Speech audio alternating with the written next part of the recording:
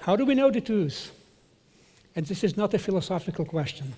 It's a practical question that courts deal with every day, because they know that people lie, and people lie because they want to avoid negative consequences or unpleasant situations.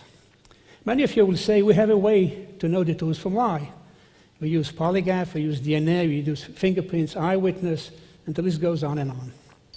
If I ask you which one of them is the best, if you watch CSI, you will probably say DNA and fingerprints. Polygraph, well, not that reliable. I'm here to tell you the opposite. I'm a criminal investigator, polygraph examiner, and for the last 40 years, I interviewed, interrogated, polygraph tested over 35,000 people. And I can tell you that the polygraph is reliable, and it is the most reliable and efficient tool that we can use in our quest for the truth. But let's start with the other tools first. All of them are 100% accurate, no doubt about it. Practically, the implementation reduces the accuracy rate, sometimes dramatically, because of the human factor that plays a factor over here. Let's start with the fingerprint. Since 1995, there is an ongoing proficiency test done annually to fingerprints experts. Thousands of fingerprints experts took the test so far, and the results are the following. 59% of them did correctly. 7.5% made an incorrect decision, and 34% was undecided. What about the DNA? The new queen of evidence. September 11, 2001, a tragical day. 23,000 and something samples are being pulled out from World Trade Center rags. It have to be compared to 2,700 missing persons in order to identify them.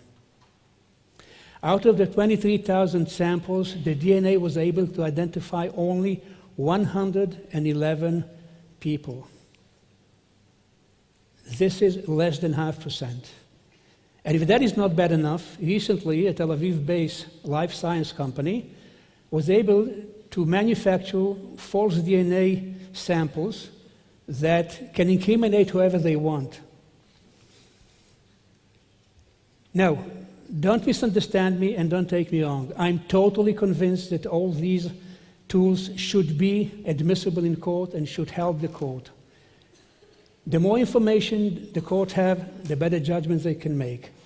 After all, judges and jurors are but human beings, and they need as much information as possible in order to render a correct decision. What about the polygraph? But first, what is a polygraph?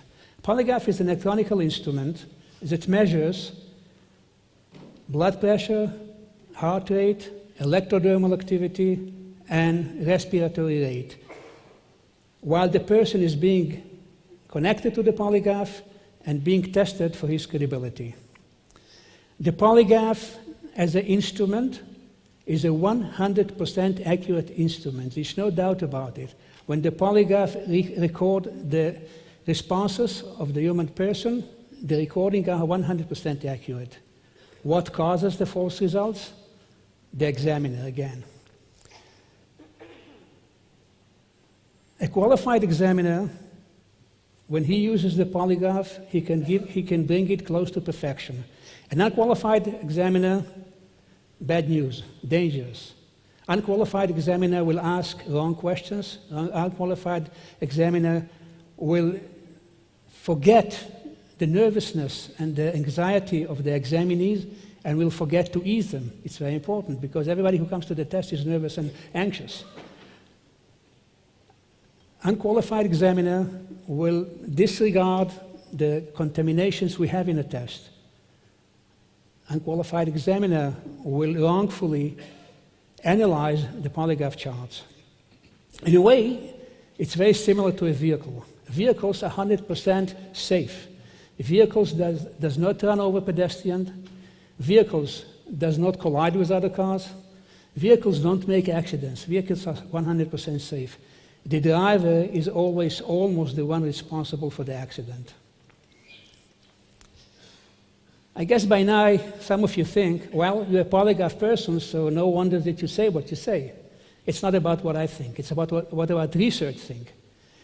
Research shows, research done by Vidatsky and Horvath showed, they compared different types of forensic tools. And the research results were the polygraph was 90% correct, 5% incorrect, 5% inconclusive.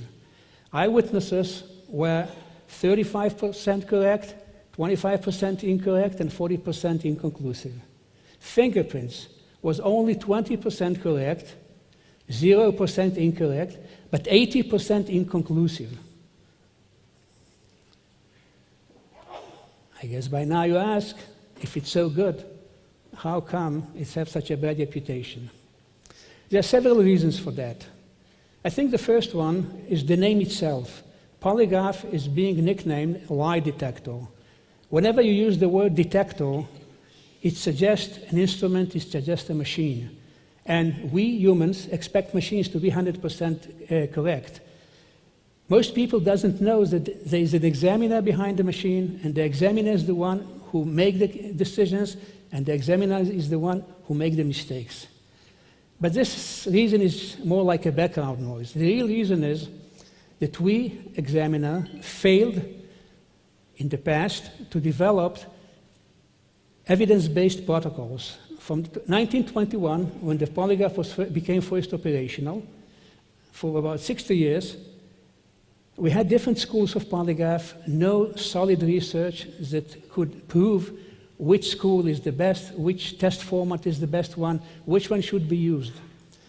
In 2012, after many years of thorough research, of accumulated results of research, of experience gained, of better training, of better instrumentation, an evidence-based polygraph protocol was created.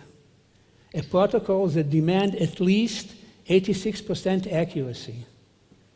A protocol that meets the federal rule of evidence. Last but not least, 70% of people who are being polygraphed pass the test, they come out truthful. For me, that's the strongest argument in my quest to justice and truth. Because by the end of the day, the polygraph helped to exonerate people rather than to convict people. I thank you for your attention. I rest my case and have a nice day. Thank you.